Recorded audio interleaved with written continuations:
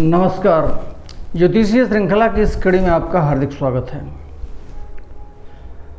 कर्क लग्न की कुंडली के विश्लेषण से संबंधित कुछ महत्वपूर्ण ज्योतिषीय सूत्रों का अध्ययन हम पिछले वीडियो में किए थे। इसी क्रम में आगे बढ़ते हैं और कुछ अन्य सूत्रों का अध्ययन करते हैं जो हमें कर्क लग्न की कुंडली के फलादेश करने में सहायक सिद्ध होते हैं।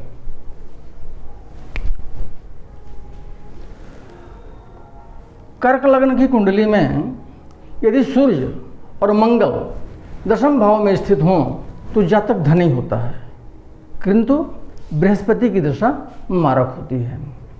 कर्क लग्न की कुंडली हो और उसमें सूर्य और मंगल दोनों दशम भाव में स्थित हों।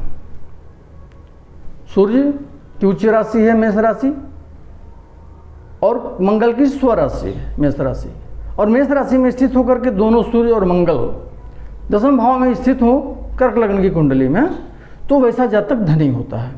किंतु बृहस्पति की दशा जातक के लिए मारक होती है।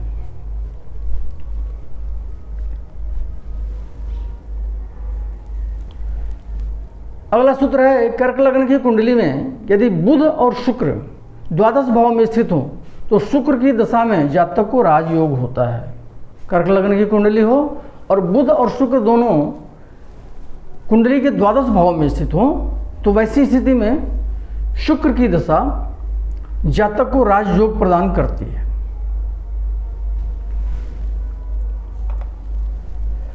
कर्क लग्न की कुंडली में यदि चंद्रमा और बृहस्पति लग्न में स्थित हों तो जातक भाग्यशाली और प्रसिद्ध होता है या विशेष राजयोग होता है।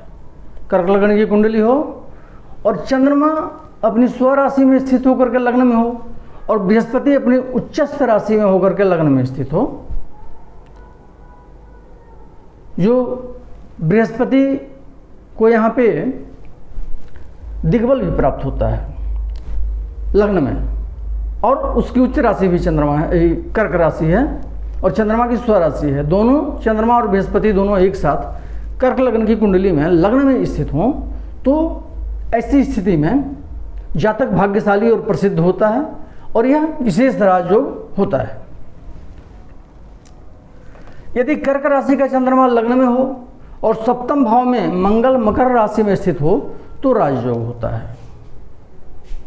कर्क राशि में चंद्रमा स्व राशि में होकर के चंद्रमा लग्न में स्थित हो और मकर राशि में स्थित होकर के अर्थात अपनी उच्च राशि में स्थित होकर के मंगल सप्तम भाव में स्थित हो तो वैसी स्थिति में जातक के लिए राजयोग होता है। यदि कर्क राशि में चंद्रमा लग्न में स्थित हो और चतुर्थ भाव में शनि तुला राशि में स्थित हो तो राजयोग होता है। कर्क लग्न में चंद्रमा अपनी स्व राशि में स्थित हो कर्क राशि में और शनि अपनी उच्च राशि में स्थित होकर के तुला राशि में चतुर्थ भाव में स्थित हो तो वैसी स्थिति में जातक के लिए राजयोग होता है।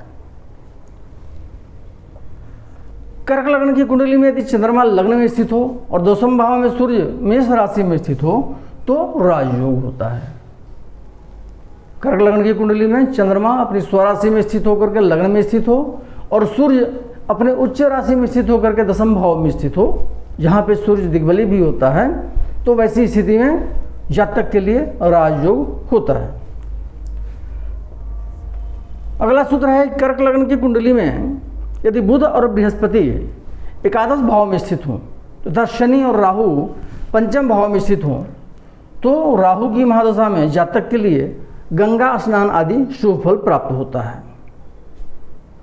कर्क लग्न की कुंडली हो और बुध और बृहस्पति दोनों एकादश भाव में स्थित हों वृष राशि में